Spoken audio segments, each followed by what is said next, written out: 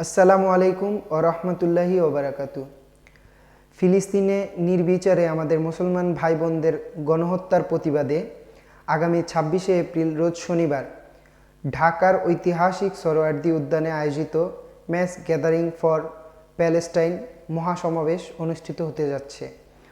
উক্ত মহাসমাবেশে ঐতিহাসিক দুধমুখা দরবার শরীফের গদিনিসিন পীর সাহেব কেবলা শাহ সুফি মোহাম্মদ লোকমান হুসাইন সাহেব উপস্থিত থাকবেন।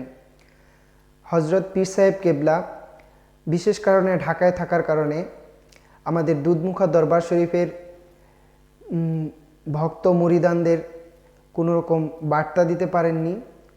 তো তিনার নির্দেশে আমি মোহাম্মদ সৈকত, পীর সাহেব কেবলার খাদেম, পীর সাহেবের নির্দেশে দুধমুখা দরবার শরীফের সকল ভক্ত মুরিদান বৃন্দকে আহ্বান জানাচ্ছি, উক্ত মহাসমাবেশে সকলেই নারাই তাকবীর, আল্লাহু আকবার, নারাই রিসালাত, ইয়া রাসূল আল্লাহ এই স্লোগান নিয়ে আমরা উপস্থিত হব ইনশাআল্লাহ।